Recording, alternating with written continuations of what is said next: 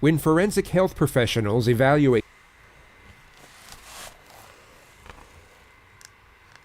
When forensic health professionals evaluate Okay, it's good. Okay, it's working.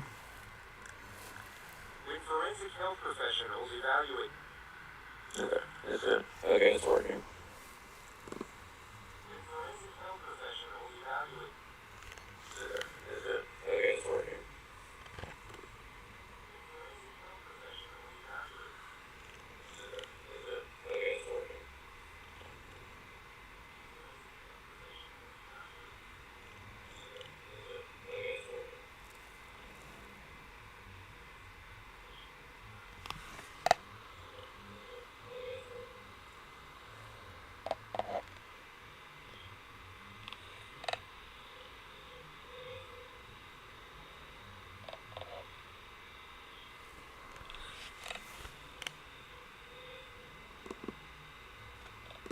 stalking, four essential items are taken into consideration. The nature of the relationship between the stalker and the victim, the stalker's motivations, the psychological, psychopathological, and social realities of the stalker, and the psychological and social vulnerabilities of the victim. Psychopathological and social realities of the stalker, and the psychological and social vulnerabilities of the victim.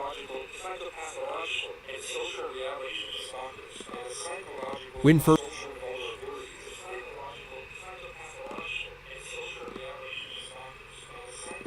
When for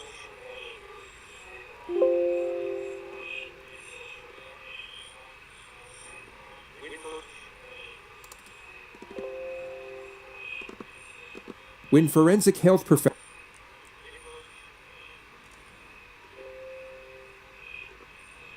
When forensic health professionals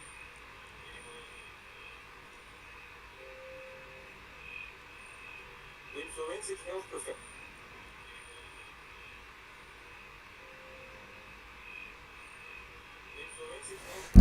Okay, can everybody hear? Let me see if I can hear myself. Okay, can everybody hear? Let me see if I can hear myself.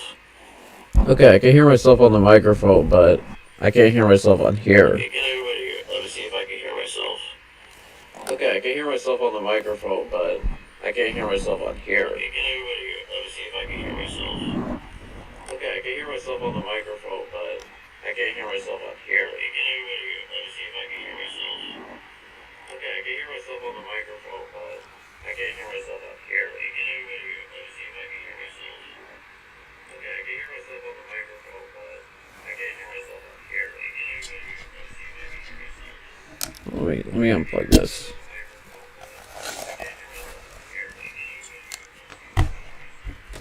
Let me unplug this.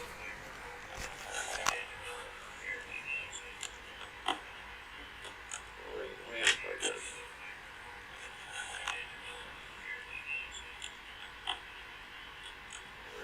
When forensic health professionals evaluate stalking,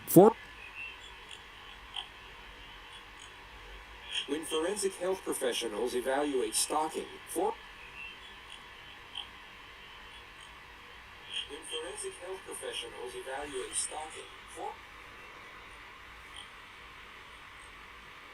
forensic health professionals evaluate stalking,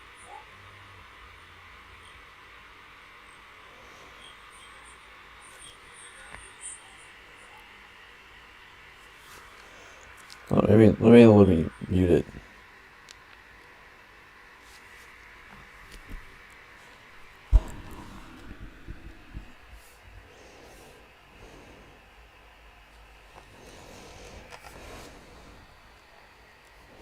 Oh, okay. I think I have an idea.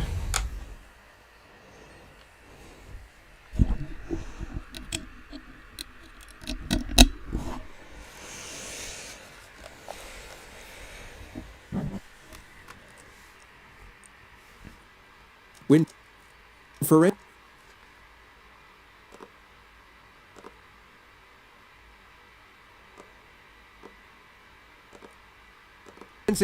When forensic health professionals evaluate stalking, four essential items are taken into consideration.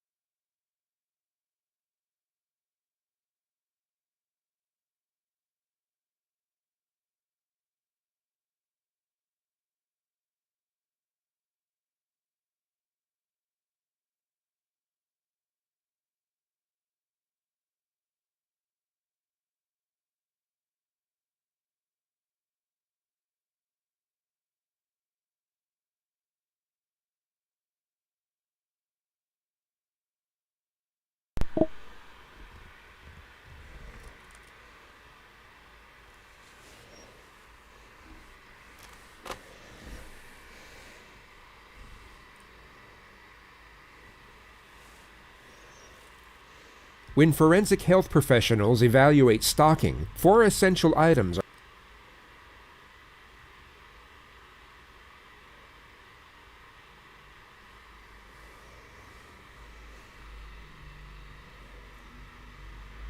at exactly 3:25.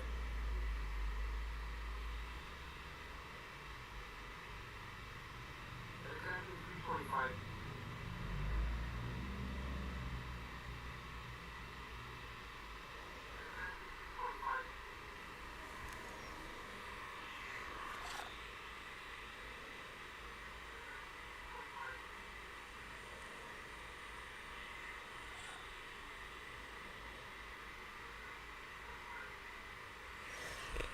Okay, I know what it is. Okay.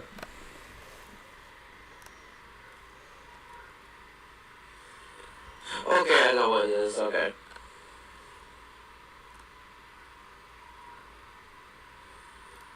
I know what it is. Okay. Because it's echoing from my phone.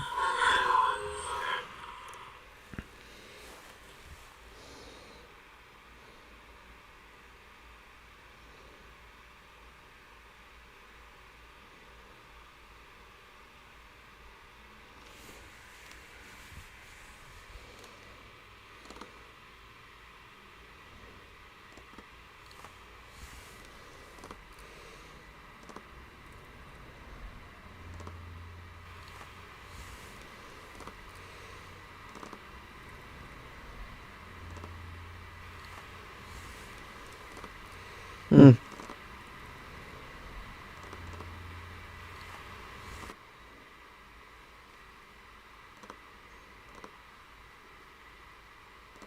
When forensic health professionals evaluate stalking, 4 essential items are taken into consideration. The nature of the relationship between the stalker and the victim, the stalker's motivations, the psychological, psychopathological, and social realities of the stalker, and the psychological and social vulnerabilities of the victim. The subject of this episode is 25-year-old Stephen McDaniel, and to gain a deeper understanding of the foregoing components, we have to extract certain elements through the knowledge of hindsight. The evolution of technology over the past 2 decades has made forensic investigations considerably more efficient. 2 of the items on this list can now be examined through a single component, which would otherwise take forensics weeks or even months to conduct in a previous era. And that component is the internet, or more specifically, internet search history. The disclosure of web browser data is often a crucial piece of evidence for building a case, as it can unveil many aspects of a suspect's personality that would otherwise be kept hidden. And this is sometimes far more effective than anything else presented in court, including information extracted during a full confession. Without going into specific detail, a large majority of the subject's time was spent watching porn that surrounded the theme of violence and torture. He would also conduct back-to-back searches of how to commit sexual assault, and would type in several variations of the phrase, "how to molest sleeping girl." To forensics, this is an overt sign of desensitization to sexual activity. Excessive exposure to online pornography can have this effect over time. It can build up a tolerance to the traditional idea of sex, therefore the subject may continue a more potent form of stimuli to get the same rush. For Stephen McDaniel, this began with watching abstract material on the internet and eventually led him to planning and then carrying out what he saw on screen. His target was 24-year-old Lauren Giddings, his next-door neighbor of 3 years. And this takes us to item 4 of the forensic checklist. With respect to social vulnerabilities, the victim essentially had none. Lauren was outgoing and extremely popular. She was a well-liked member of her community and had a strong social support system. With relation to psychological vulnerabilities, the term perceptual naivety would potentially come to light during a forensic investigation. Stephen had asked her out on a date within 6 months of their acquaintance, which was reportedly only the second time they had ever spoke. Lauren declined, but stated she would like to remain friends, which was only her being courteous and trying to soften the blow of rejection. She would later tell her actual friends that Stephen made her feel extremely uneasy and was uncomfortable to be around. It may have seemed like a non-essential observation at the time.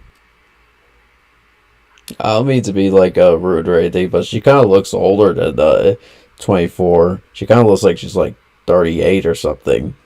But in hindsight, it appears that her instinctive senses were trying to tell her something. Lauren had told her friends multiple times that she felt someone had been inside her apartment, and she also started getting an eerie vibe when she came back alone, especially late at night. It was as though she could sense something wasn't right, and she even thought about moving multiple times, but unfortunately never went through with it. The reality was that Stephen McDaniel had stolen a master's key from a security guard and let himself into her apartment and looked around on several occasions. He also started filming her when she would leave and return to her apartment during all hours of the day. Had Lauren been in this situation before, or even knew anyone that had, she may have trusted her intuition and unknowingly saved herself from a tragic fate. But that's the key word: trust. She had no proof of the danger she was in, only conviction, which unfortunately wasn't strong enough when it was most needed.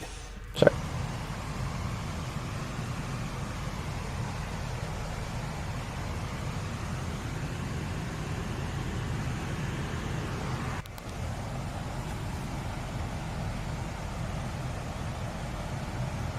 Stephen McDaniel snuck into Lauren's apartment once more, only this time she was sleeping inside. As he crept into her bedroom, she awoke and immediately panicked once she saw the intruder. McDaniel then pounced on top of her and proceeded to strangle her for roughly 15 minutes. Lauren put up a courageous fight and clawed at her attacker's face and chest, but she was eventually overpowered and died of asphyxiation. After the murder, Stephen dismembered Lauren's body in the bathtub with a hacksaw. He cut his victim into 5 pieces, placed each piece in a trash bag, and then disposed of each of them in separate trash cans around campus. 3 days later, Lauren's concerned friends would arrive at her apartment and let themselves in with a spare key. McDaniel would notice from his window and invited himself inside as he offered to help. All of her belongings were still inside, including her cell phone, driver's license, and passport. A missing persons report was filed that night. A search party commenced the next morning, and police would discover the victim's torso at 9:40 a.m. It was placed in a trash can next to the apartment complex. The rest of the victim's remains were never recovered. The investigation was then switched from a missing person to murder. Police canvassed the surrounding area and began conducting interviews with neighbors and classmates, one of whom was Stephen McDaniel. But he was first interviewed by the local news, and at the time was unaware that part of the victim's remains had been discovered.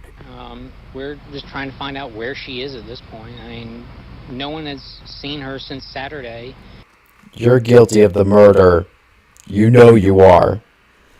I mean, the last time anyone heard from her was an email that she sent out, and no one's heard from her since. What kind of person was she? I mean, what did you see? I mean, she's as nice as can be. I mean, very personable, very much a people person. Well, at the time, the news people did not know that he was responsible for the murder. But yeah, he was responsible for the murder. Do you know any enemies she might have had? Somebody that might want to hurt her? No, we just don't know where she is. What about in the parking lot area? I know they've been doing a lot of. I think that's where they have recovered the body or whatever they recovered from there. Body. Had you heard anything there? Had you seen anything there?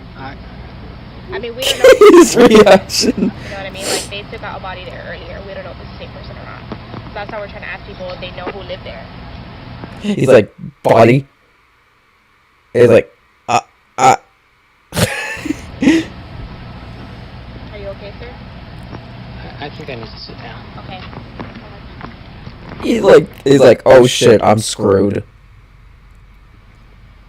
This is most likely a genuine reaction disguised as another. He is most likely feeling a sense of fear and shock over the fact a substantial piece of evidence has been discovered, yet he plays it off as a feeling of sorrow over the loss of his supposed friend. I don't know anyone that would want to hurt her. She was as nice a person as there is.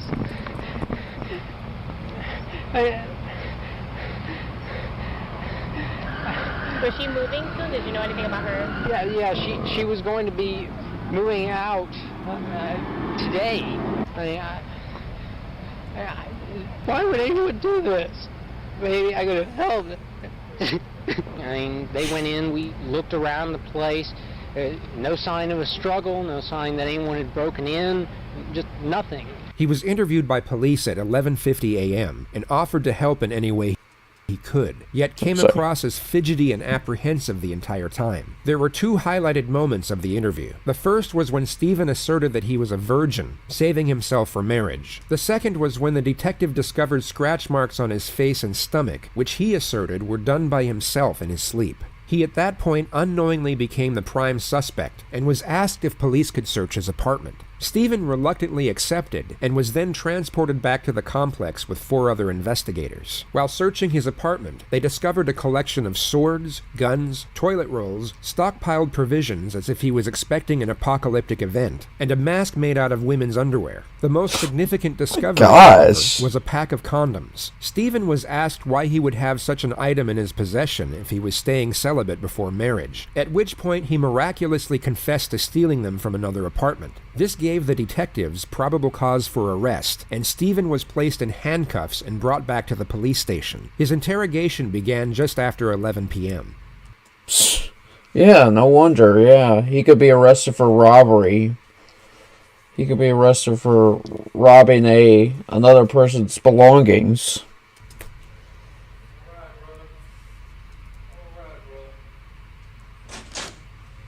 All right. I just gotta ask you a few more questions. You came down earlier tonight, me and you talked, all right. You don't have any weapons on you, do you? No. That's just you are. What's wrong? You know I'm Detective Patterson, right? Yes. Do you remember, put your hands up here, you remember us talking earlier tonight, right? Yes. You remember me earlier in the day? Yes. When we came down here and talked a little bit and then we left? Yes. Okay. The monotone dialogue and lifeless demeanor you see here reportedly started on the drive back to the police station, and the suspect's conduct throughout the entire procedure is not only mystifying, but almost impressive. This is one of the most extraordinary pieces of interrogation footage to ever reach the public domain. I need to know about this girl right here. You know her? Yes. Who is that? Lauren Giddings. Does she live next door to you? Yes.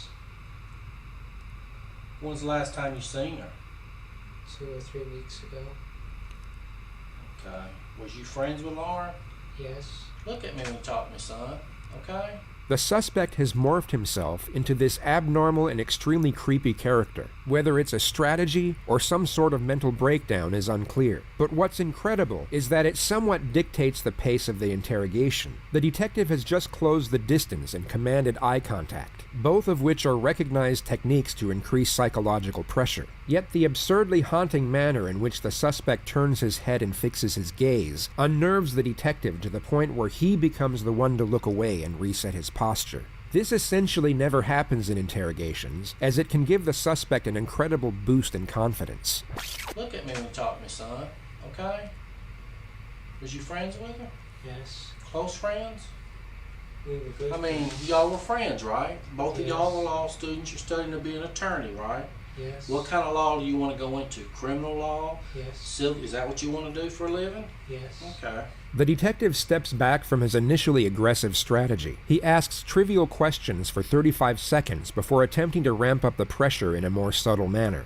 And you've lived next to Lauren for a long time? Yes. Okay. Do you know where she's at tonight? No. Hmm? No. Have you ever seen her with that dress on? No. You have no idea where she's at? No.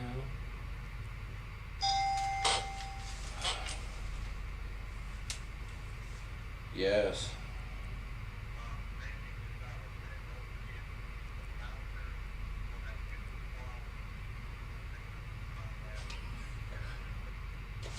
Look, just tell me what happened, brother. I don't know. Well, where's she at? I need you, I'm asking you for your help. I'm a detective, and I'm asking you for your help. Can you help me? Looks like Detective Peter Griffin. What do you mean you don't know? You can't help a friend out? I don't know what you need. I need to know where Lauren's at. I don't know. Do you even care that no one can find her? Yes. I mean, I don't know, do you? Yes.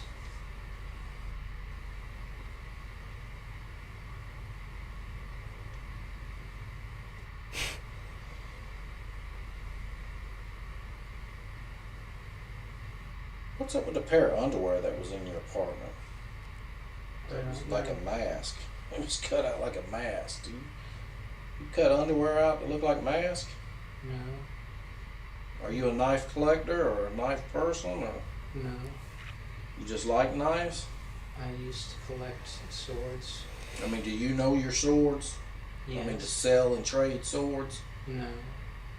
Is that how Lauren looked with the long hair the last time you seen her? Yes. Or that's how she looks? Yes.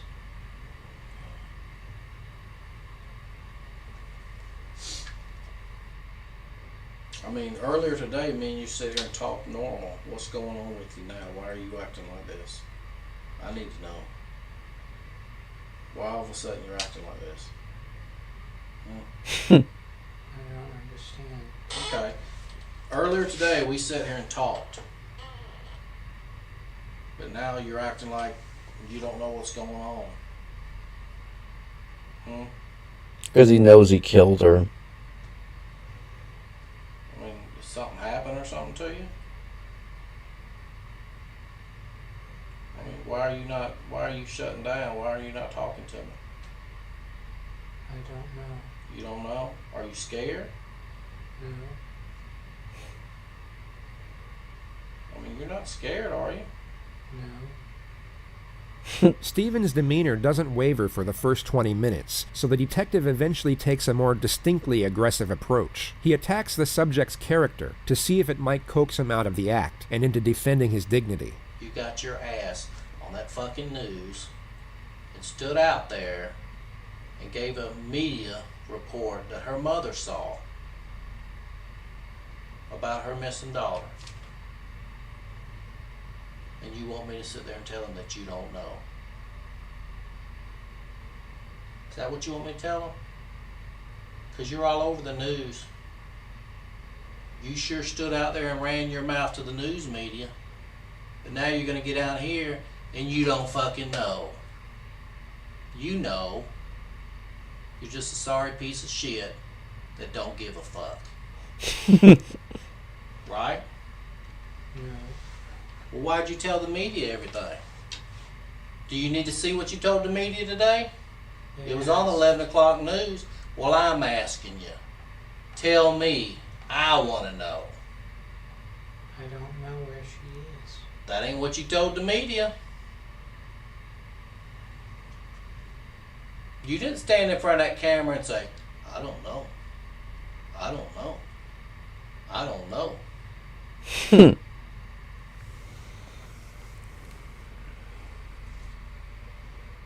I need you to tell me what you want me to tell her mother.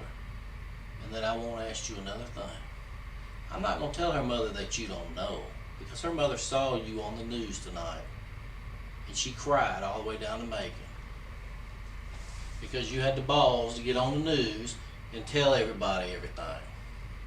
So this little act that you're doing right now ain't working with me. Okay? So you need to snap out of it and tell me what the hell happened, so we can move on. I don't know.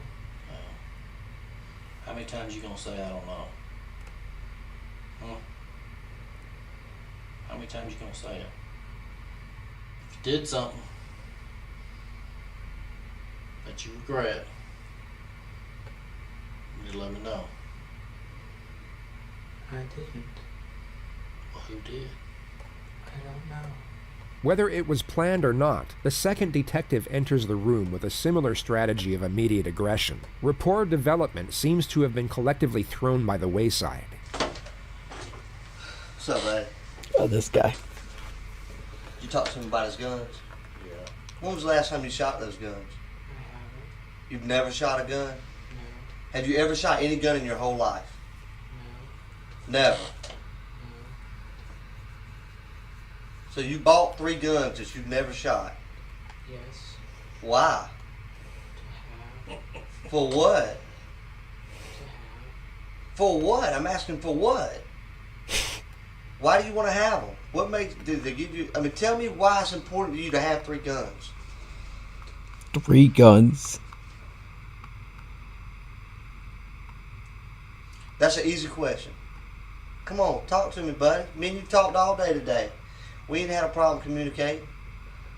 Why is it important for you to have 3 guns? Do you not know? No.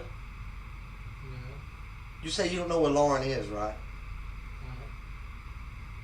You told me earlier you and Lauren were friends, right? Yes. How would you describe y'all's relationship? She was my friend.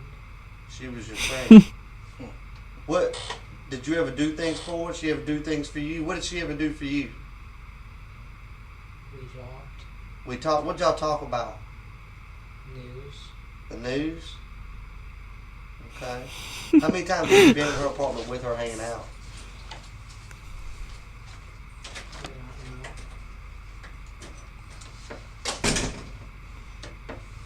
You don't know? If you had to guess, what would you? I mean, 1 time, 2 times, 3 times, what? Maybe 2. Maybe 2. See, if I had only been somewhere twice, I could remember that. If I had been there over 50 times and you asked me how many times I've been, like, I don't know, a lot. But the fact that you've only been there twice, when I say how many times you've been there, you say you don't know, that's just odd to me. Does that make sense to you? Yes. That does make sense. So what I'm saying right now makes sense. No.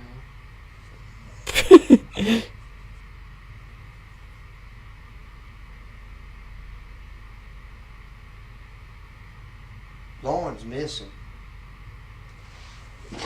This pretty little girl right here, your neighbor, she's missing.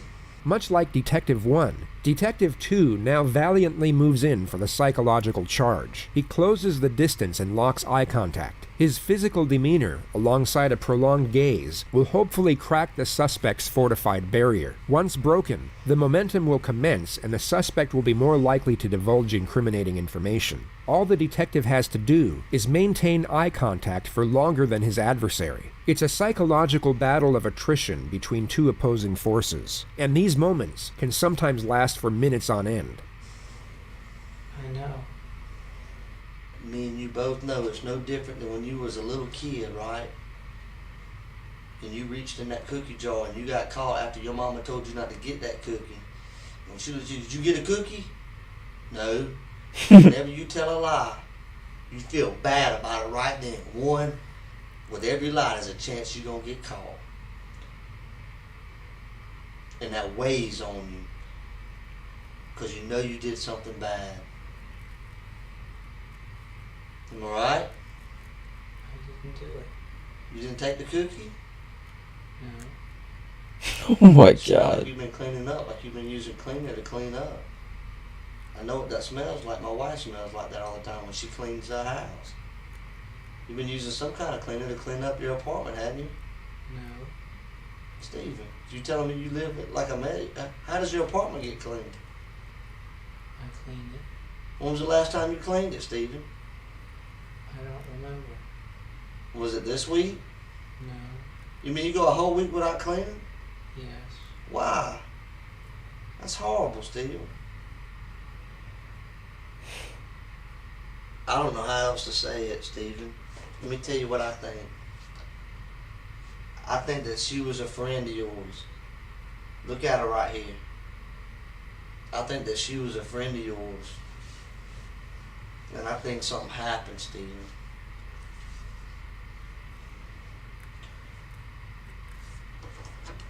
You used to watch her come in and out of her apartment, didn't you? No.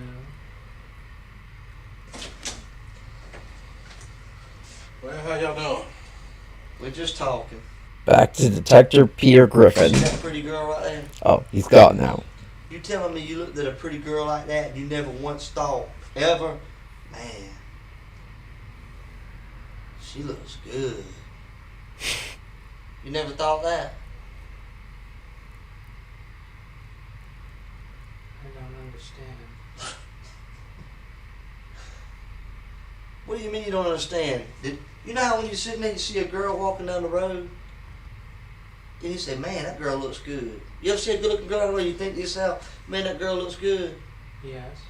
You never thought that about her? Yes. So you mean to tell me you look at porn on the internet and get off to that, but you never looked at her and said, man, I wonder what it'd be like to have sex with her? Yes. You have? No.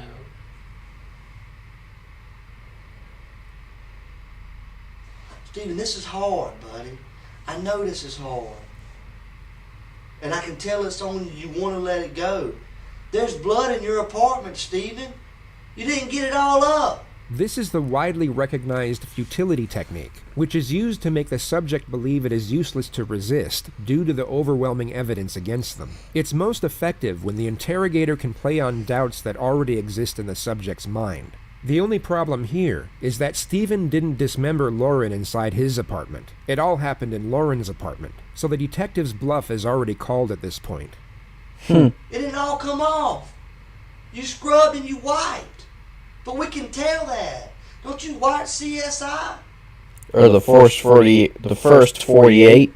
Yeah, we know it.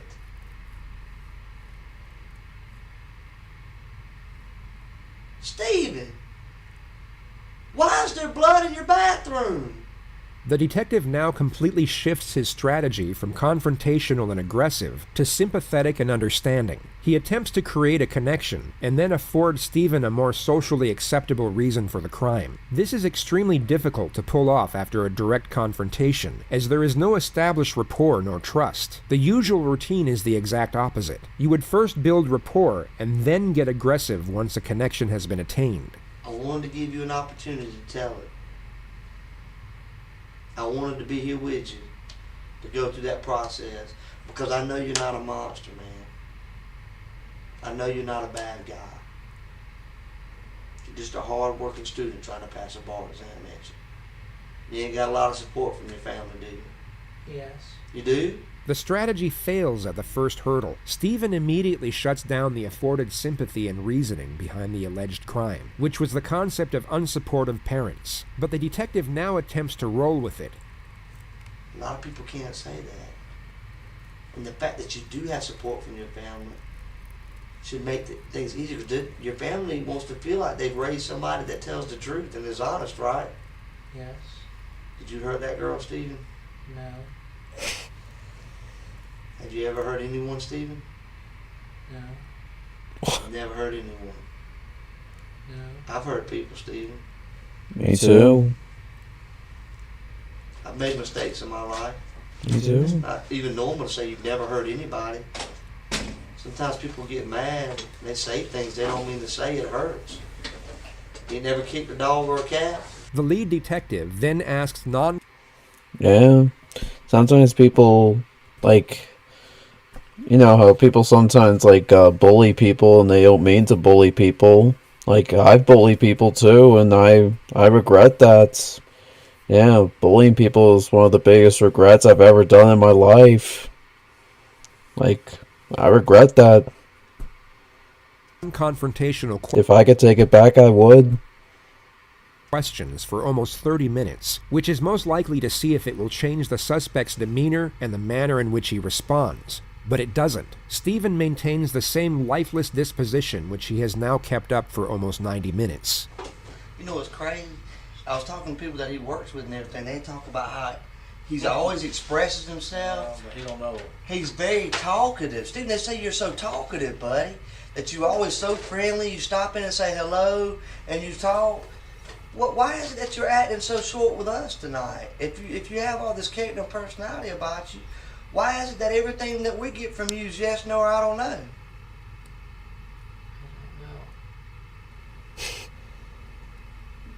Why are you acting like this, Stephen? You see how I'm able to talk just like in this. complete sentences?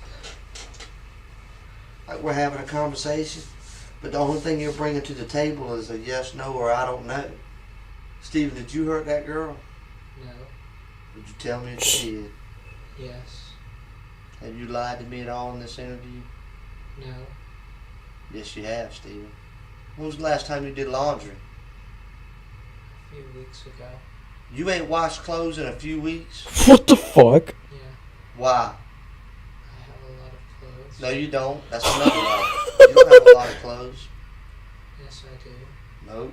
You got enough underwear to last you 3 weeks? Yes. Do you wear the same pair of underwear more than one day? Yes. What the fuck? Why? What the fuck, dude? Because it's still clean enough to wear. Where's that little girl, Steven? I don't know. Steven, you know. You're going to look at this right here, this little girl right here, and you're going to say you don't know? I know you know. I don't know. Yes, you know. What are you going to say tomorrow when I say we got your hair? What are you going to say to me then? Because you know, like I go like that. Look at my hair. That's how easy it falls out. Look at all that on your head. You don't think none fell out? It did. As we know, Stephen went inside Lauren's apartment with her friends 3 days after she was already deceased. This would give reason for his DNA being found at the scene, and would essentially nullify its use as damnatory evidence. Stephen, being a law student, would be well aware of this. We just wanted to give you an opportunity to tell it, so you didn't look like a monster at the end. Because you know what? I don't believe that you're a monster, Stephen. I believe that you're a good guy. You've been picked on. Girls didn't show you the respect that you deserved. You did something stupid. And I believe you feel bad about it. And that's why you're all freaked out right now. But I'm giving you the opportunity to get right. I'm giving you an opportunity to show everybody you're not a monster. That you feel bad about what happened. Your hair's there, man. Your hair is there. That's right, buddy. Your hair See is that? there. Look at it. See how easy? See this Ew. stuff right here, your hair? Yeah, it fell out of your head when you was moving the body, Stephen. That's right. You remember moving the body? No. Yes, you do, Stephen. Why, man? Why? Tell me, bud. I didn't do it. Yes, you did, Stephen. We want you to tell it so that way people will understand you're not a monster. Things just, you got out of control. It's a sickness. Why'd you do it, Stephen? I didn't do it. Stephen, why are you going to keep telling that? You hurt that girl. No, I didn't. Yes, you did, Stephen. You hurt her, man. She was screaming. Screaming! Screaming, Stephen. Screaming! Why? And I know you feel bad about it. I can see it in your face. What came over you, man? What happened, Stephen? I don't know. I know you don't know. You couldn't control it, could you? I didn't do it. Stephen! They steal your hair and take it over there? They didn't, did they? That's right. It's all sinking in right now. He knows, is what you're thinking. Stephen, I don't want it to be a game between me and you. I know it hurts, and I know you're not an awful person and you want to tell it. Your hair was there, Stephen. We've all known it all along. We wanted just to give you an opportunity to tell what happened. Did y'all have sex? No. Did you try to have sex? No. Think about having sex? No. Liar. What kind of man doesn't think about having sex? You said earlier you like girls, right? Yes. You said she's a pretty girl, right? Yes. What'd you do to her, Stephen? I didn't do anything. You're lying. You hurt that girl. No, I didn't. Sure it did, and that's why you're having this massive meltdown right now. The detective quite literally repeats the phrase, "You hurt that girl," to which Stephen responds, "No, I didn't," and this goes on for the best part of 20 minutes. Perhaps the detective's strategy was to induce mental exhaustion, yet it had no effect whatsoever. Why did you hurt that girl? I didn't. Why'd you hurt her, Steve? I didn't. You hurt her, Steve. No, I didn't. Yeah, you did. You take this from me. You don't deserve to look at it. Just stay right here, okay? Okay. I appreciate all your cooperation tonight, okay? Okay. Dude.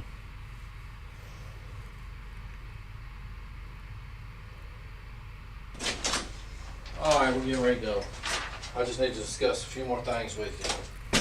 The lead detective now abandons the pursuit of any sort of admission. He instead proceeds to belittle and humiliate the suspect as much as possible. It may have a tactical purpose, but it's more likely out of frustration, alongside the fact he is certain of the suspect's culpability. I know earlier today you told me you stayed home all weekend, right? In your apartment. Yes. Did anybody see you? Did you talk to anybody over the weekend? Were you on your computer all weekend? Is there anything I can look at that I can say he couldn't be involved because he was on the computer, or he was online on a porn site, or he was online doing college work, or anything that would exclude you as being involved altogether? I mean, did anybody see you this weekend at the house? Did you go out to get a newspaper? Did you wave to a neighbor, or you just locked yourself in all week? Yes. Nobody saw you? No. I mean, what do you just stay in the house all day? Yes. I mean, what do you do all day in the house? I mean, you've always done that your whole life? You don't have no friends? I have How can you go friends. your whole life without a friend? I have friends. Where they at?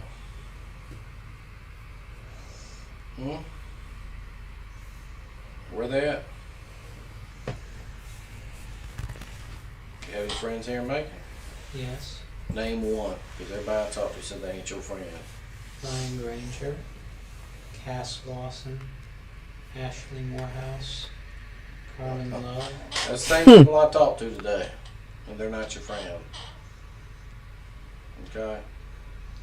One of the reasons interrogations are so fascinating is the ethical vacuum it creates for everyone inside its bubble. In any other circumstance, the detective's behavior here would be considered cruel and reprehensible. He's essentially bullying the suspect, yet the empathy we would normally have is now stripped away through the impression of retribution. We know this person has done something horrific, and the treatment he is now receiving is merited through his own actions. They're not your friend.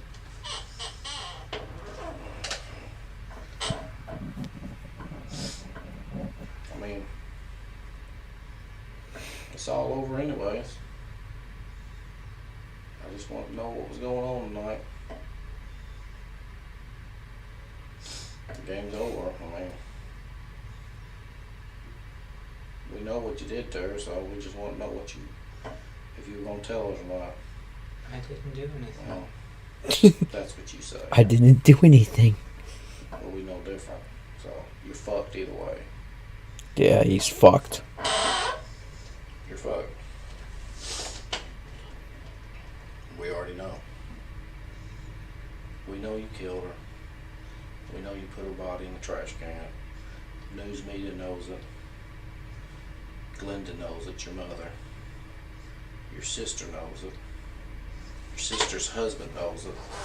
The one that used to beat your sister, he knows it. You know what he said? He said he's a crazy motherfucker is what he said when I called him. That's your own family calling you crazy. Nobody wants to see you. Nobody's coming to visit you. So you can sit there with that dumb look on your face, but it's over.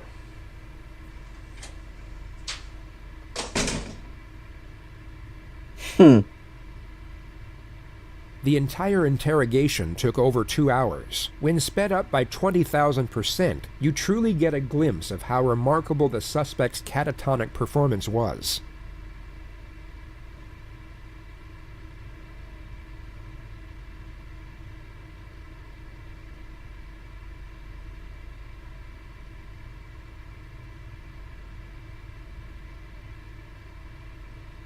Yeah, the only thing that moved was his head.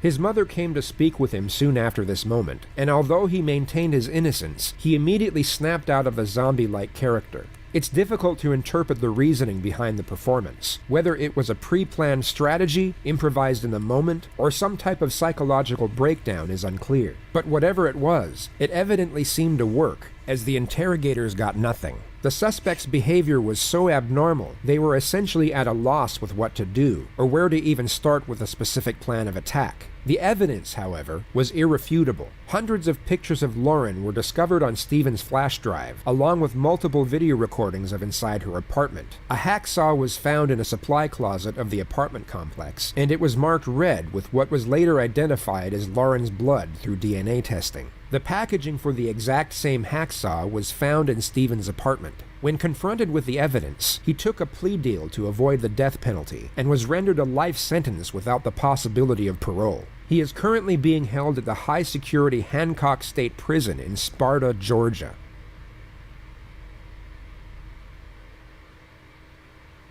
Good to be back. Hope you're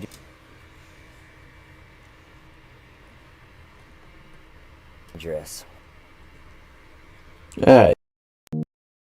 We watch now, let's see here, see, we can watch, we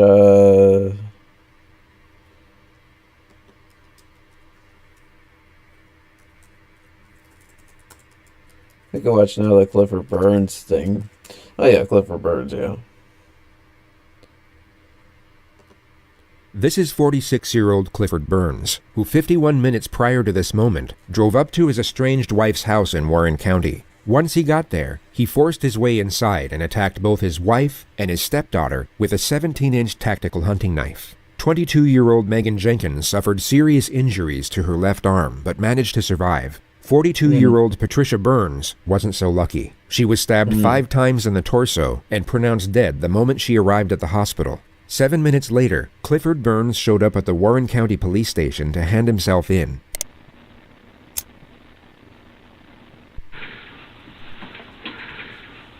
Clifford, you gotta bear with me. I don't have my glasses on, alright? I know my rights and everything. You don't have to even read it. Just give me my charges. I'm pleading not guilty, and I want to be put in a cell. You're pleading not guilty? What are you, O.J. Simpson? No, you're not. Okay. When this broad can do this on Christmas, fuck me in the ass like this, it was my last straw. I'd rather live in prison. Over the next 5 hours, 13 minutes and 42 seconds, Clifford Burns will achieve something quite remarkable, which is the fact he somehow manages to employ every single ego defense mechanism known in psychodynamic literature. He will essentially blame everyone, What is it? Displacements. and everything on his current situation, apart from himself, and in the process, shut down critical parts of his own defense that he will later attempt to use in court.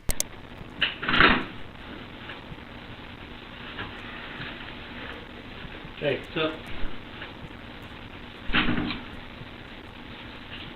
Do you know when a woman snaps you and keeps your kids away from you? What it does to a man? That you work and pay for your kids your whole fucking life? Cliff had 2 daughters with the woman he just murdered, a 15 and 16-year-old. One was out shopping during the attack, while the other witnessed the attack and called 911. Cliff will bring them up a lot to say how much he loves them, but it's important to note they were both absolutely terrified of him. He was abusive to everyone in his family, and his biological daughters were no exception. They hadn't seen him in over a year up to this date, and essentially wanted nothing to do with him. Then the Backus brothers rigged the charges when the fucking guy goes over and shoots my old lady's house up and beats the fuck out of her, and he gets misdemeanors, you cocksuckers. Fuck you, motherfucker.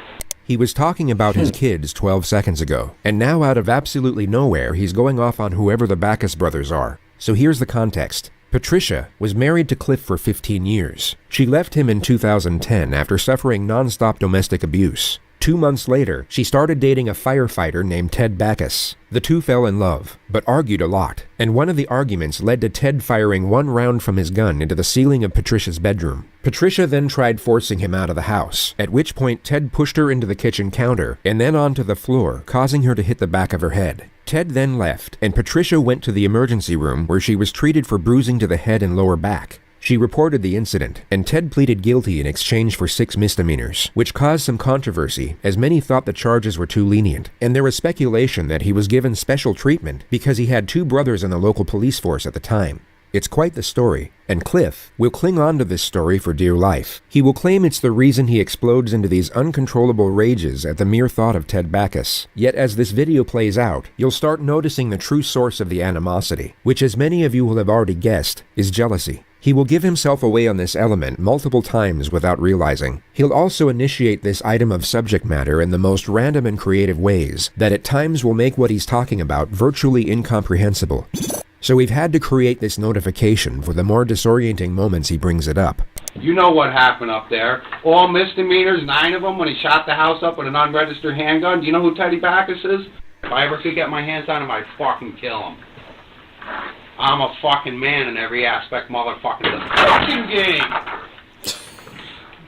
I got every I realized that it hurt. 3, 2, 1. Then, ow, that shit hurt. I can't even take it no more.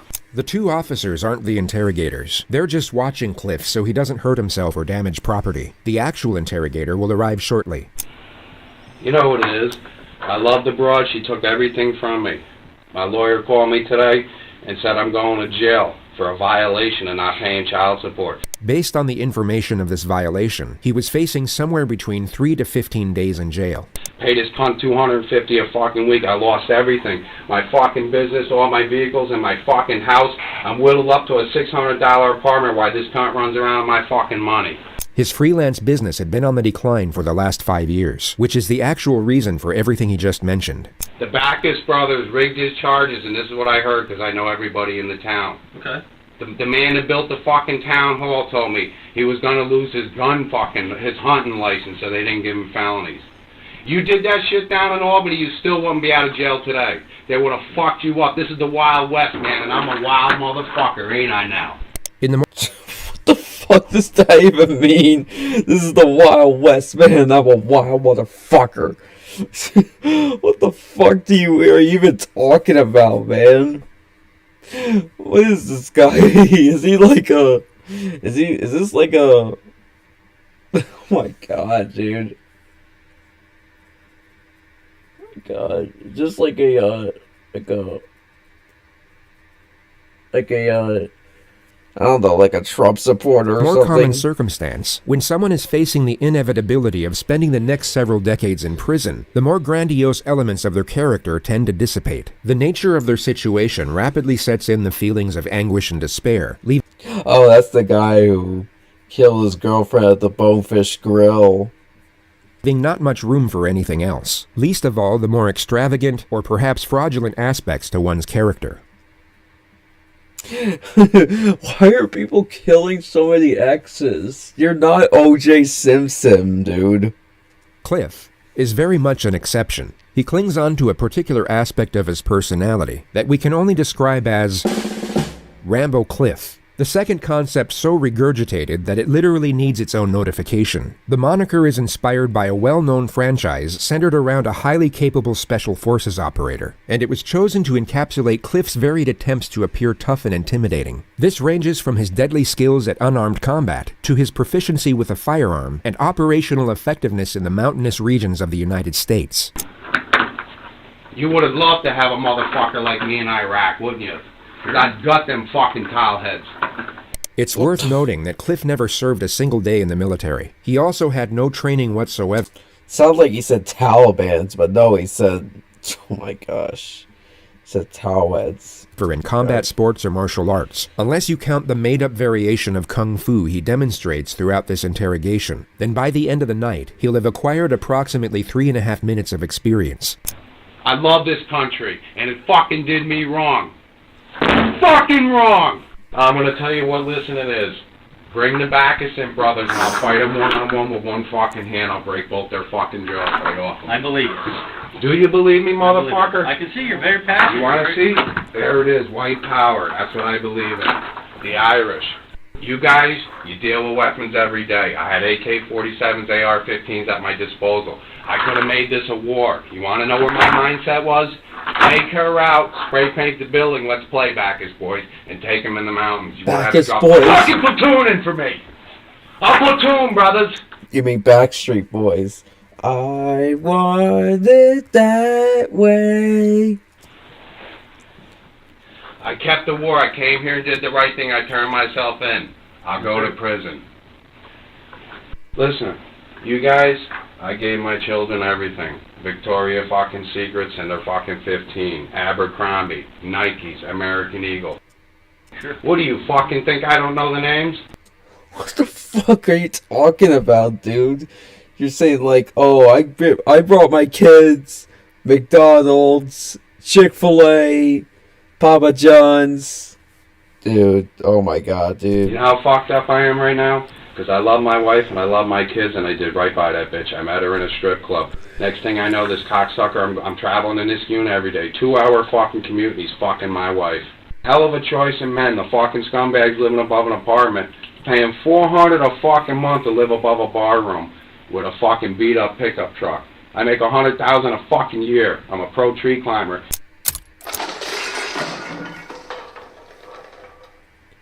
What the fuck is that? A pro tree climber is apparently another word for a tree surgeon. Coming home, fucking her in my bed. I had $10,000 of brand new furniture I gave the fucking cunt. What more do you want? How much do you want to kick the fucking thing? She bought the cigarette on me every day. It's Christmas, my third Christmas alone, third fucking Thanksgiving. Well now, motherfucker, it's time to party. Cliff's future defense will go for a manslaughter charge, relying on the notion that he had a psychotic break, that upon hearing of the arrest warrant, thought he would never see his daughters again because of it, at which moment he lost all control of his own judgment and decision-making, resulting in the terrible actions that followed. But he just spoke about grievances that stem back to over 3 years ago. He's giving away evidence to suggest that the attack was influenced by revenge and retaliation, not just by a singular moment of madness stemming from his undying love as a father. Listen. You lucky I'm in my right mind because I was going to have a shootout with you. But I did it the right way. I handled it like a man, so thank you. Thank you. No, that's right. Because I'm pretty goddamn good. I could drop a 30-round mag and fucking... I don't even want to tell you the time. I'll pop the other one. I take them again. I know what time it is. An unregistered fucking handgun in an apartment complex. If that dude was here, I'd try to crack him. Right? You know what time it is. And she said he wanted to marry her. Knew her for fucking 6 months. I had 15 years in it. And 2 beautiful children. And here's the kicker with the stripper. Cliff's Here's the kicker with a stripper. Spends the next 4.5 minutes explaining his unequivocal superiority to Ted Bacchus. Once the tirade is over, he finally calms down. I was in Hadley, right on the border. Yep. And I bought the house on Luzerne. We're remodeling it. The whole house lights up. The designated criminal investigator will now enter the room to conduct the interrogation. The timing seems almost perfect, as Cliff appears to be compliant for the first time. So, David, sir, nice to meet you. I'm sorry, I don't know your name. Burns Clifford R. Oh, Cliff, nice to meet you, sir. You know, you guys, this is... I don't want to be disrespectful. You know what I'm saying? I'm sorry. What's on my mind is the Bacchus brothers and your fucking corrupt charges that were rigged. The interrogator, Detective Doug David, will come to have a rather complicated relationship with Burns Clifford R. From Doug's perspective, it's Christmas Eve. He doesn't want to be sitting in a police station going back and forth with a psycho murderer. He wants to get in, get the suspect's account of what happened, then get out. But unfortunately for him, Cliff has other plans for their Christmas Eve together. He went over and shot my wife's house up with the fucking... That means felonies across the board. Okay. I'm just arriving here, so I'm not quite sure what. Yeah, he already knows what happened, but he just wants to hear from his point of view, from Clifford's point of view. Transpired this evening, and we'd like to just try to find out a little bit of what transpired is a man's been pushed to the edge. What fucking place calls you up today on Christmas Eve telling him you're putting a warrant out for his arrest because he didn't pay his child support? That fat fucking cunt Barb. next door in the fucking support collection unit. If Teddy Backus is the love rival in Cliff's comic book-inspired perception of reality, then Barb, from Support Collection, is most definitely the arch-nemesis. And also our third topic of discussion that requires its own notification. Barb's occupation is handling child support payments, which includes following up with the debtors when they don't come through. Cliff genuinely appears to resent this woman on a cellular level. Her name alone will at times bring him to a place where he morphs into some type of primal being, sustained only through its unrelenting quest for murderous revenge against a collections administrator. You'll be given multiple visual examples later on in this video. I missed 2 payments. Okay. And then what happened after that, sir? I don't know what happened. My lawyer called me up, said there's a warrant out for my arrest. Okay. And possibly, again, I'm just walking in. What happened this evening, sir? I lost my life this evening over a fucking stripper and an alcoholic piece of shit. Alright? The gun was unregistered. Every fucking bullet in the chamber was a fucking felony. You read Governor Cuomo's laws? Did you drive up here, sir, from your house? Go fuck yourself. How the fuck do you think I got here? Flew or walked? My car's right out in the fucking park. Are you fucking stupid? Cliff is clearly aware that giving away crime scene information can be detrimental for his defense, something he probably learned from the show Criminal Minds, which he'll later state is the only thing he's able to watch on TV. Them Backus brothers, I would have loved to ran into them. She must have had a fucking heart on. She fucking on Christmas Eve. Can't leave me the fuck alone. Admit it. What are the charges when you take an unregistered fucking handgun in an apartment complex and dislodge it? Look, you can't even... I'll wipe that smirk off your fucking face, motherfucker. And yes, I do know that the N-word is coming up. You ever laugh at me again? No, you're smiling like you think it's funny. I don't, sir. You just smile. After you drove up here, Go fuck yourself. What happened after Go fuck yourself. What do you think, I can't kick you upside the head with my fucking boot right now? I'll make you wear this size 8, motherfucker. The interrogator sits through 110 seconds of Cliff's commentary, which is mostly a summary of how Cliff would comfortably beat him in a fistfight. The lecture eventually reverts back to the topic of child support, and the interrogator will now attempt to establish a connection by finding common ground in the subject. She's putting a warrant out on Christmas Eve for me not for missing 2 payments. Well, if it's any consolation to you, sir, I've paid child support for years. $250 a week, though? That's $1,000 a month. That's like you make $90,000 a year. That's more than That's I more make. than you make. It's more than I make. Well, actually, you're right. It's more than I make, too. But Exactly.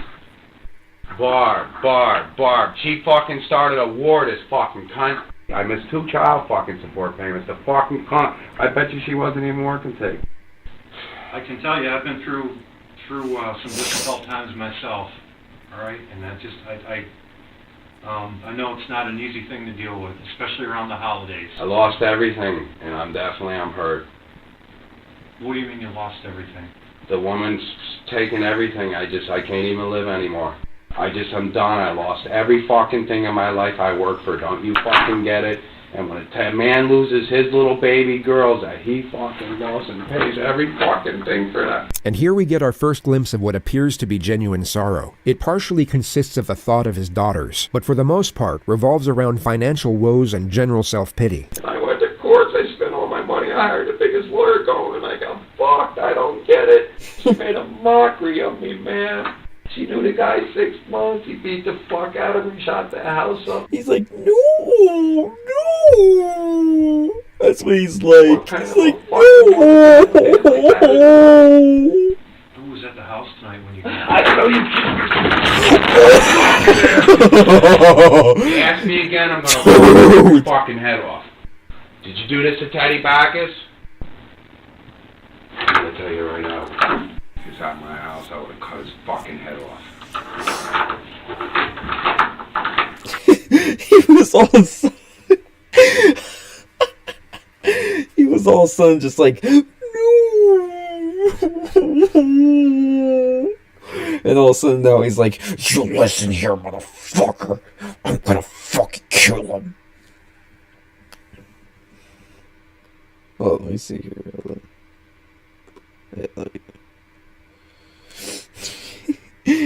He must, I think it's like bipolar. Yeah, he's gotta have like bipolar disorder. Alright? Cliff primarily... He's like, alright. Cliff is like, alright. And the detective's like, okay. He sits in silence for 90 seconds, only interjecting at random moments to further express his hatred for the Backus brothers and Barb. The interrogator once more attempts to establish a connection. I used to get these, they'd mail me these things. I like how the detective and the sheriff, police officers are just so calm. Listen, I got everything, the coupons, all of it. Yeah. But you know my Irish pride? His Irish pride was the reason he didn't make use of his child support coupons, and also the reason he doesn't accept welfare. I don't go to welfare. I'll never collect a right here. thing from this cocksucker nasty fucking state. You do not God, there's some time. That's right. Hard-working man. And I I haven't worked in 3 weeks. You see the calluses just coming off my fucking hands? You're a hard-working man. That's what I am, and I had a fucking stripper take everything, and a guy fucking who was an alcoholic too. They're both alcoholics. That's my fucking pride right there. Irish, brother. Ireland. I fucked up tonight. I ruined my whole fucking life over a fucking stripper. Who lives above a fucking barroom at $400 a week and drives a beat-up truck? Well, it was it today. I lost everything, didn't I, buddy? $100,000 in business equipment, $30-some thousand motorcycle, the Z28 out in the fucking parking lot, but I'm a bum. What do I sell, crack or something?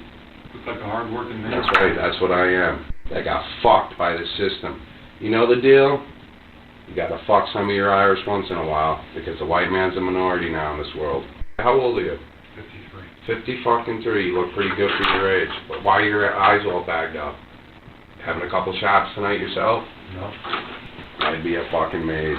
Cliff insults the investigator's appearance some more before crying about his finances again. I haven't eaten in 2 fucking days. I put my last 20 in my tank. If it's any consolation, I can tell you I've been through child support and been through the whole thing. So, and it's not easy. It's not easy not seeing your kids on holidays or seeing them at all. I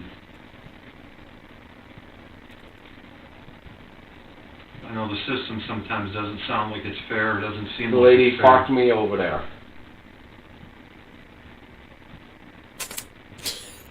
Her name's Barb from the Warren fucking County fucking support collection unit over there.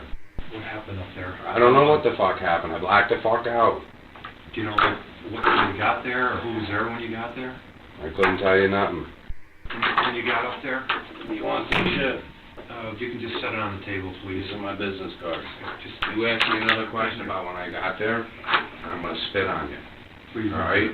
Don't ask me again.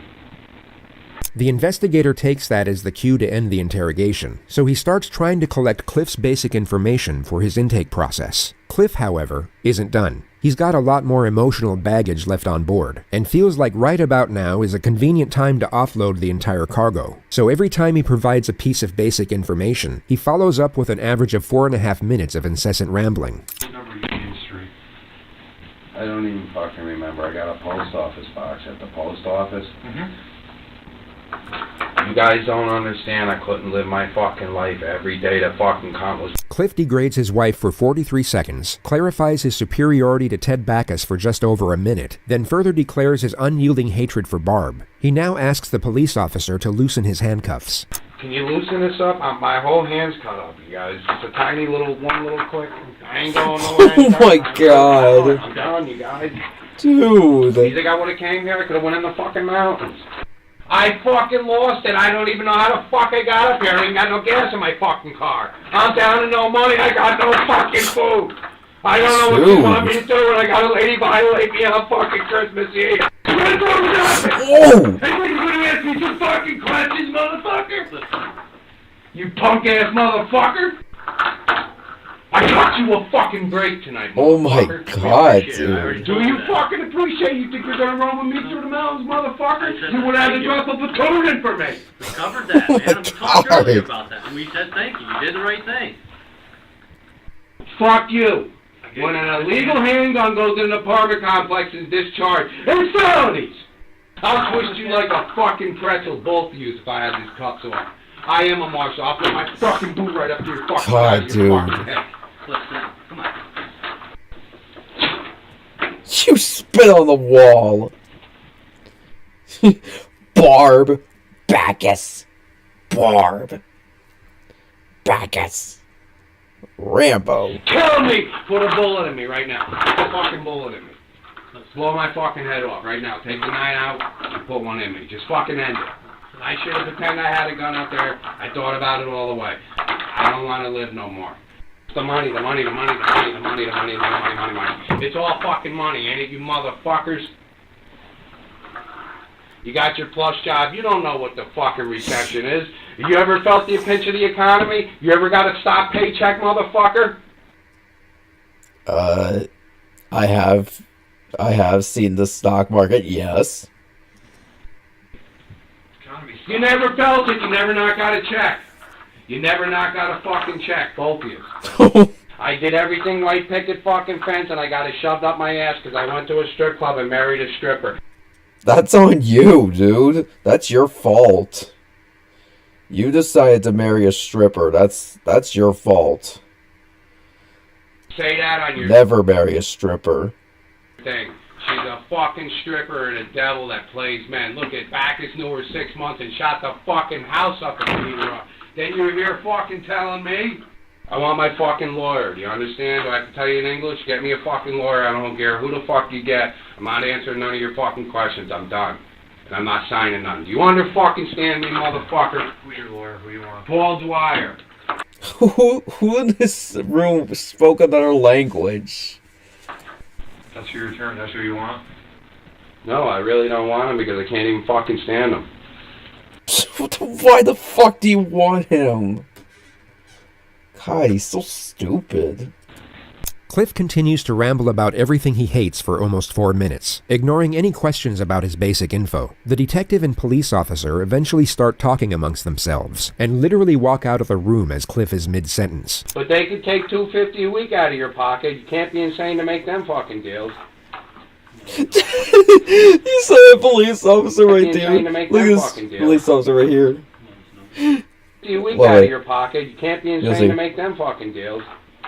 He just looked at him. He was like, you know what? Fuck. He was like, oh, he's right there. Fuck him. That was funny. I'm gonna throw up. I'm not feeling with you guys. Here. You need a glass of water or something, Cliff, or?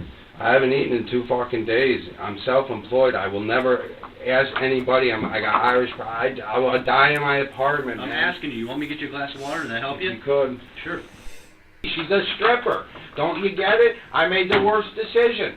I go from living in a fucking $250,000 house to a $600 crack apartment in fucking Schenectady. That dude went there to kill her that night with the gun. What man brings a loaded handgun to a fucking house?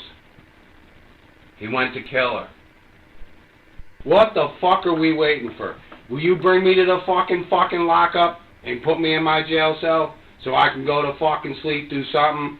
I fucked up, man. I wish I did my military career and fucking got out and become a cop. I want the full 1,000, not the fucking 200 to risk my life and take a tree down over somebody's house, tie the fucking knot, cut them branches, grab power line. Fuck that, I'm done with it.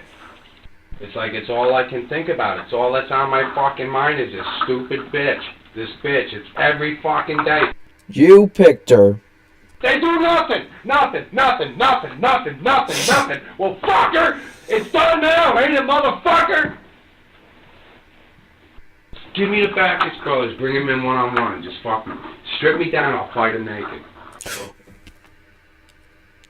Really? Why the fuck? Why the fuck would you fight them naked?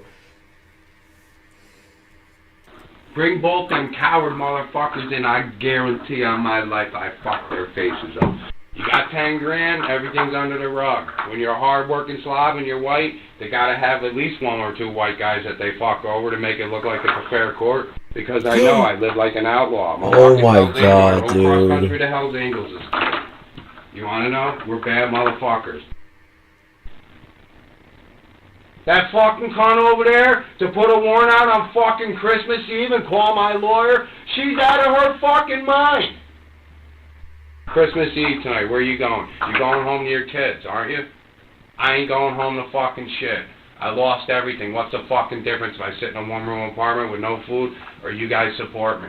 I was gonna sell everything, buy an on-off-road dirt bike, and go right up into the fucking bear slides and go about 50 miles into the Adirondack Mountains and build my cabin and my shelter, and bring 2 weapons, a 30-30 and a bow and arrow. I'd survive like that for the rest of my life. Done. Never come out again, never pay child support. Maybe in 5 or 10 years I would have come out with a beer just to see how the kids were doing. Why do you want to see your kids? Your kids don't want anything to do with you. Your kids are basically like saying, get the fuck away from me. That's what your kids are saying to you. I don't even know what to do anymore. Honest to fucking God, I just don't even know what to do. I don't want to live. I thought about blowing my own fucking head off. There ain't nothing like getting up at fucking 5 in the morning and seeing the sun come off the top of the mountains and you're in a brook stream fucking hunting for brook trout. Go back to the campsite at 10 in the morning, trouting eggs right over the fucking thing. That's a white man. That's Irish, brother. You know the Irish? Christmas Eve, and they're calling my lawyer for 2 payments, telling him there's a warrant going out for his arrest. Where does he live? I got a fucking apartment in a post office box because I don't want people bothering me anymore. There's a jakey bum downstairs for me. You want to laugh? I have such a fucking kind heart, the cocksucker ain't got none. He gets a check every month, but he's barely living. I bring him up my apartment. I give this guy my food before I eat.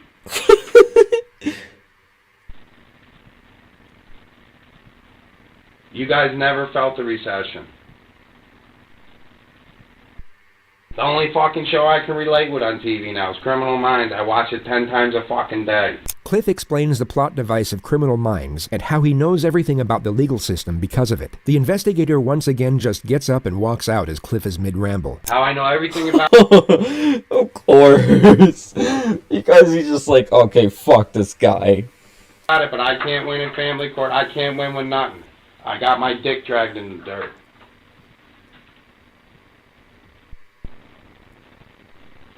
Did he call my lawyer up? He offered you the phone to call him, didn't he? Cliff? You know what, to tell you the truth? Why do I even need to call him? Like I'm going, is there nothing he can do for me?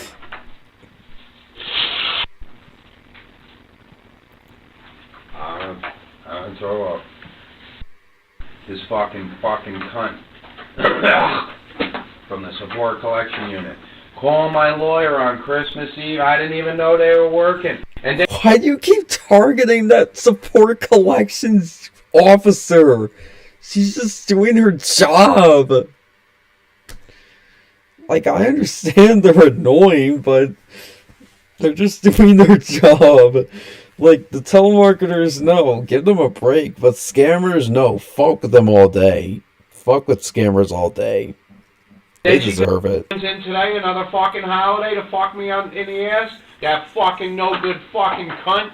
You tell her, if I ever knew her fucking face, I would have tore her fucking heart out. The fucking cunt.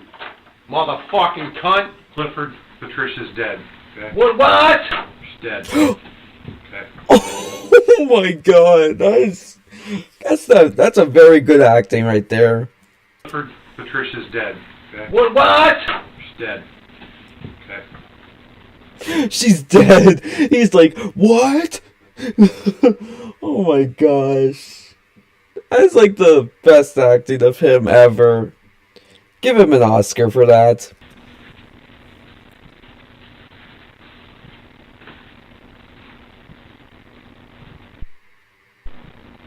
God, why did you fucking do this to me? Why do you take everything you got? What did I do? Dude. Yes, sir. Pop me. Gun to my head. Shoot me, please. We already talked about that, Cliff. Not what we do, bud. Chill for a minute, bud. I can't fucking chill out. That fucking cunt over in fucking Warren County, fuck her. If I could take these things and change, I'd kill her. And her whole fucking family, the motherfucking cunt. Money.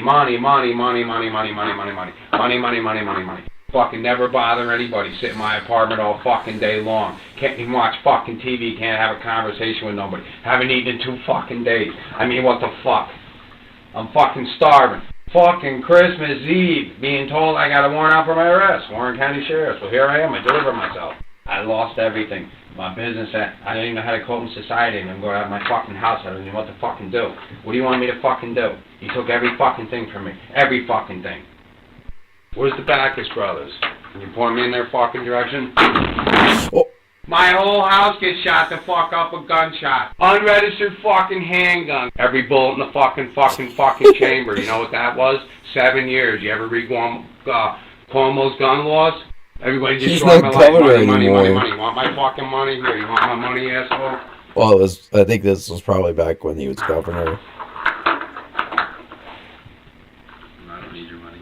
I know you don't, because you never felt the recession, you cocksucker. You get your check every fucking week. Your kids mean anything to you? Everything. Me too, every fucking thing. You just answered your own question. Every fucking thing. Yeah, sure. I pay $250 a You're abusive to everyone in your family. week in fucking child support. I was one of them fucking statistic Irish guys that have to fuck one.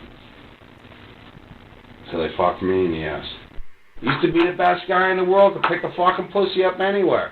I fucked up, I married a fucking full-blown alcoholic and a stripper. $250 a fucking week. She's living like a fucking king. I can't even fucking live. Fucking guy can go in your fucking kid's house and shoot it up and walk away with misdemeanors. I gotta piss. Goes when another cop tells me to keep fucking paying, and I'm taking your house and taking every fucking thing you own. I work for my motorcycle, she tells me she's fucking owns half of it. Never paid a fucking dime for it. What, did she put the spikes on and go up the fucking trees? That fucking cunt at the support collection unit, she's the one who did it all, that dirty fucking cunt. If I could ever get her in my hands, I'd cut her to fuck up her fucking... Oh. She fucking watched right now. I can't even get over Oh, they it. censored it. That's good. Dude, you started all of this. You decided to kill her. You decided to kill your ex-wife. You started this all... Dude, you started all of this. How can women be so rotten and fucking ruthless? You married, bro? Yes. How's it going? I'm glad to hear that.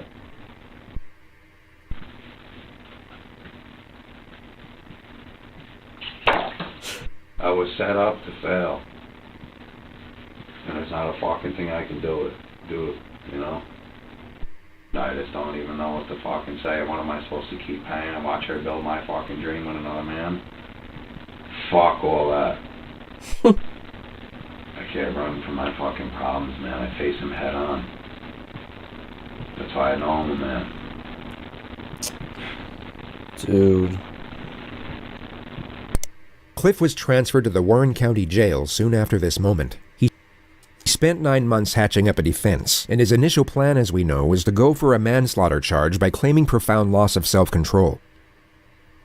Alright. Alright, we'll watch one more. And we'll be done.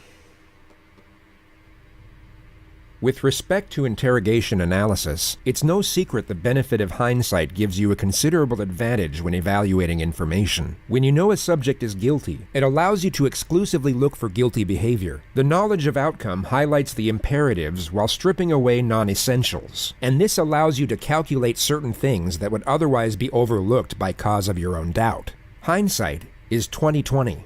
Everyone is well aware of this aphorism, and what's fascinating is that it not only applies, but is far more compatible to the innocent than it is to the guilty. The reason for this is because the information you have to scrutinize is reduced when dealing with innocent subjects. When you remove the versatile factors of misdirection and trickery, you're left with relatively straightforward behavior in comparison. Of course, the argument that everyone is different and can react in a different manner has merit. Human beings are unique, and there will always be exceptions to every rule, especially when you take into consideration that trauma can cause atypical behavior. Yet, atypical behavior and guilty behavior are generally distinguished from each other with relative ease. And that brings us to example number 1. 37-year-old Michael Dixon. Described by his peers as popular, friendly, but also unassuming and reserved. A self-professed introvert who turned down a job as a trade show presenter due to his fear of public speaking, and kept his position as a trade show assembler instead. On August 15,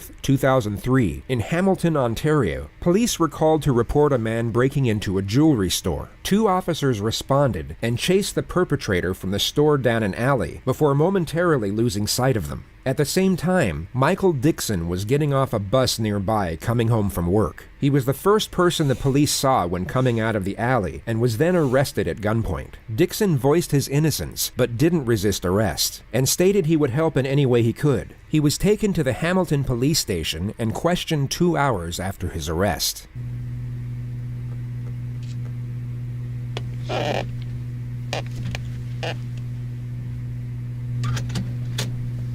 Sorry to keep you waiting, Michael. That's okay. One could advocate this as a common policing misstep if it weren't for the suspect being described as a small white man in the 911 call. As well as not being white, Dixon is 6'3". This detective has either forgotten standard procedure to review the call to dispatch, or for some reason decided to reject it as evidence altogether. Michael is informed the room is being recorded and then read his rights. He asserts he is willing to speak with a detective and help with the investigation. Okay, why we're here is because earlier tonight you were arrested for breaking into a jewelry store on John Street South. Now, your innocence and guilt in this, quite frankly, isn't an issue. The evidence I have is, frankly, conclusive and overwhelming. Okay? So I'm not even going to ask you if you did it.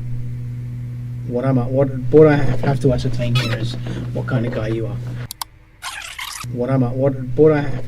The subject maintains a forward-leaning posture and keeps his eyes both in contact and on the same level as the detective's. He displays self-confidence and poise, while it's the detective, in fact, who gives off a nervous disposition. What Michael just did is known as a non-verbal challenge in forensic psychology. So let's break it down into components. In the next moment, the detective will shift in his seat to adjust his position, and at the same time break eye contact to look somewhere in this direction. Michael's exaggerated head movement that follows isn't for the purpose of maintaining eye contact. He could maintain it while keeping his head perfectly still. It is in fact to let the detective know he is maintaining eye contact. It's a way of asserting dominance in the exchange. He is telling the detective that he is the more confident person in the room at that moment. What I have to ascertain here is what kind of guy you are. Okay. Whether this is you're like a serial burglar and this is what you're doing all the time, or whether this is a one-off thing because of the power cut and everything that's going on tonight. That's all we're here for. Okay, I understand your position. Like I say here, I didn't do it, and you've heard that a million times, I'm sure, in your career. But it's just, ask me questions. That's all I can do is answer them, I guess. I've got no questions to ask you. I mean, why did you do it? That's basically, that's my only question.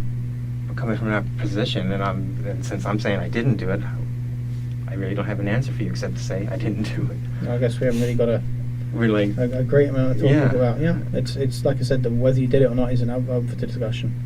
Okay, well, it's really not.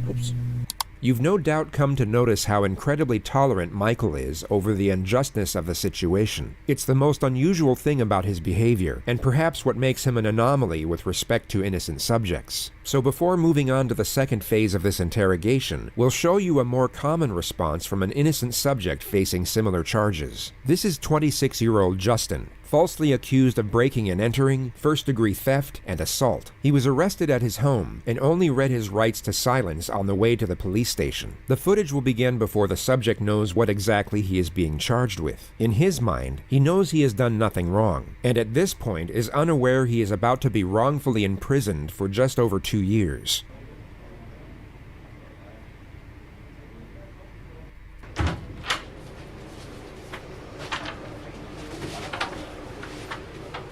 Justin, get that form.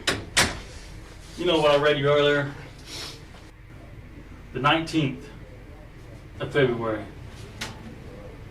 2 days ago, so it'll be Tuesday. Alright. About 5, 6 in the morning.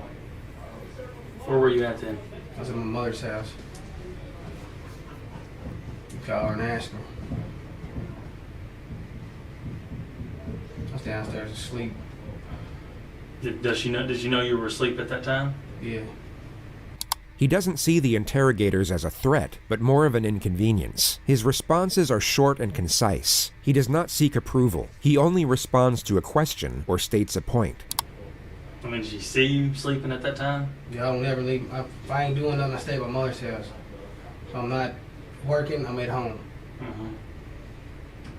You didn't go to Labor Ready that day or nothing looking for a job? Yeah. Okay. That morning, house got broken into. Okay.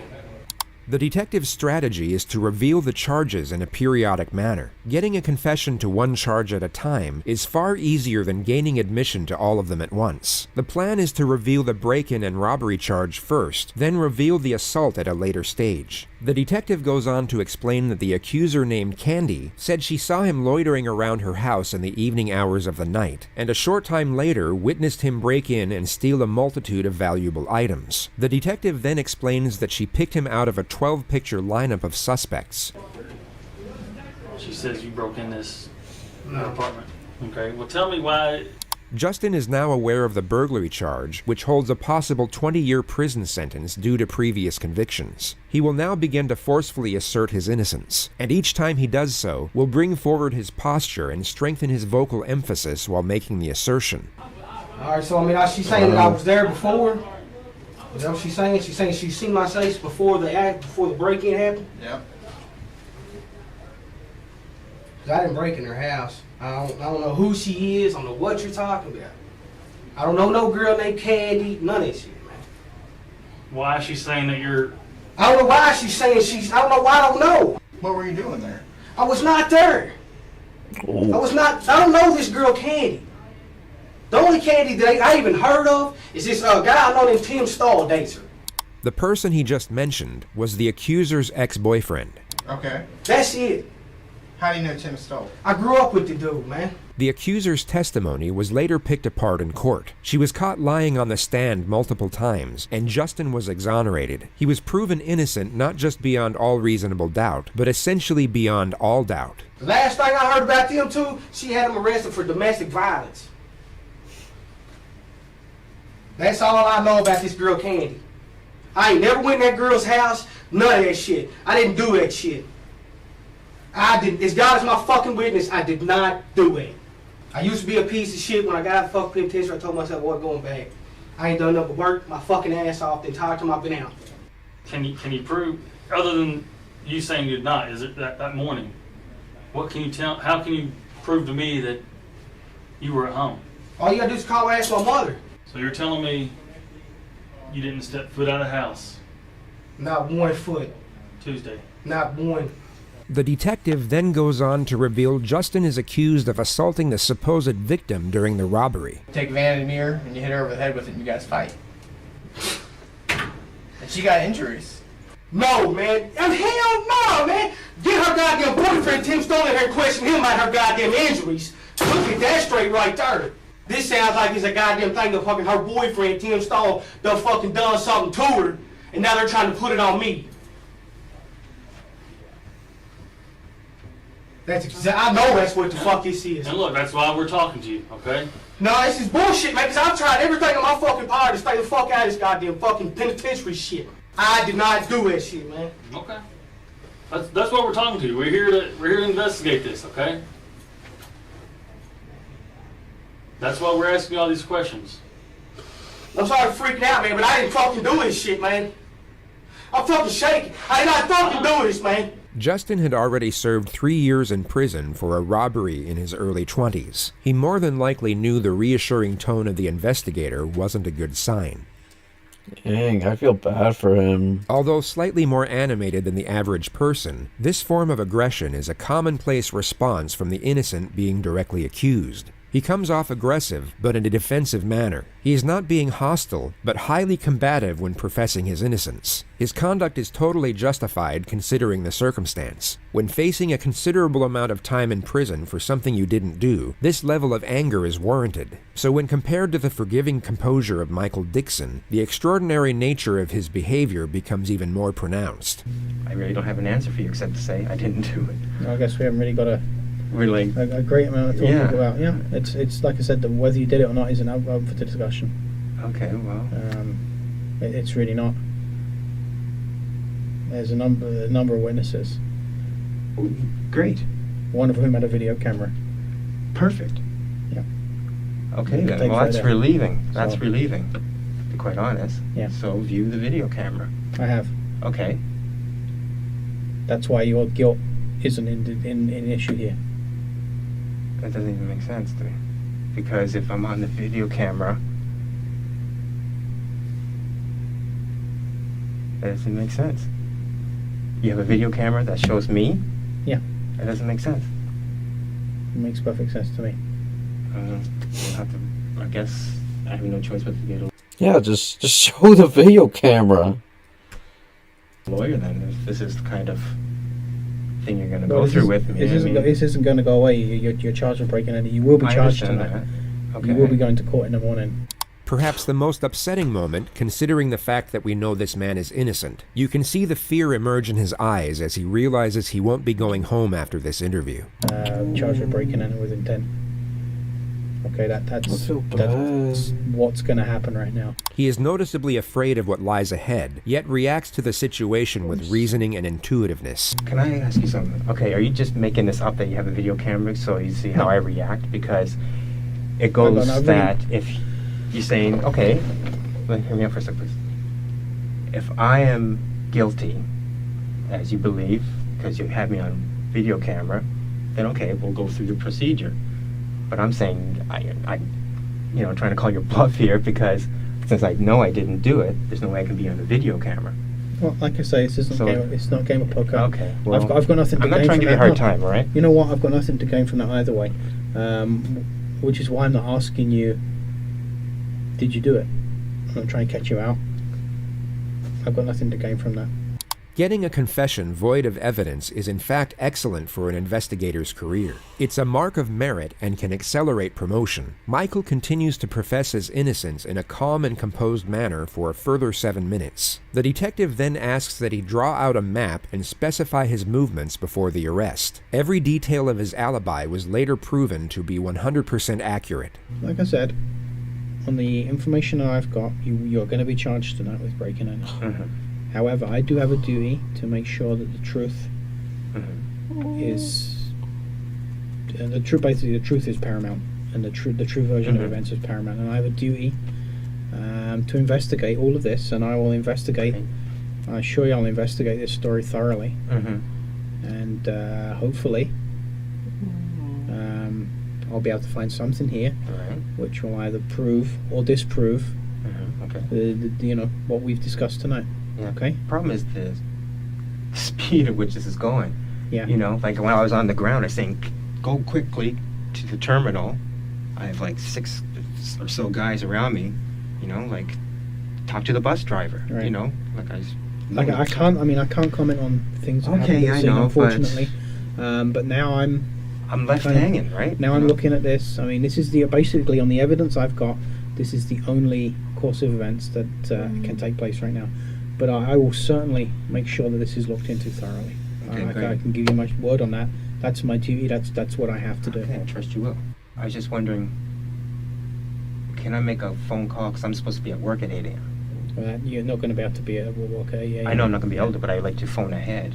I can arrange that you get the phone call to let someone know that you're not going to be at a place. Yeah. So I'm hanging out in that room till 10? No, we'll be taking you downstairs to Oh. a larger custody facility which you have downstairs. Well, it's not the most pleasant place in the world, but it's only for a few hours. Okay. Okay. From court tomorrow, what happens there? I don't know. Okay. Well. And I will look into all of this. I trust you will. Yeah. I will. I trust you will. I'll make sure we got the whole picture. Okay. Okay. That's right. Yes. Okay. You're not in an enviable position, and I understand the process.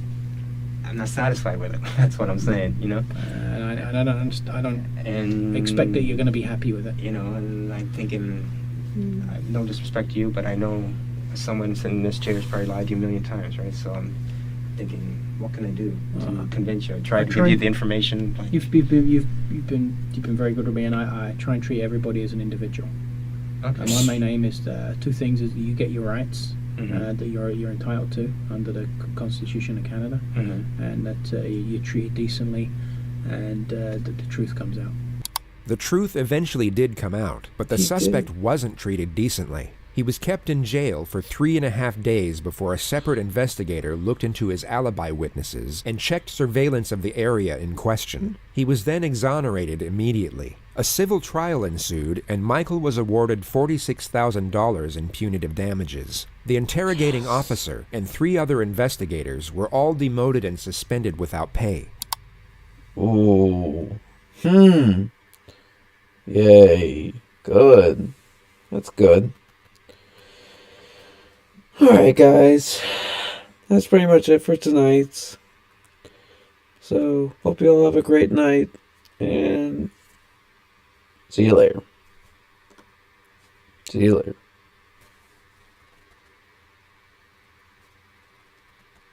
See you later. Bye.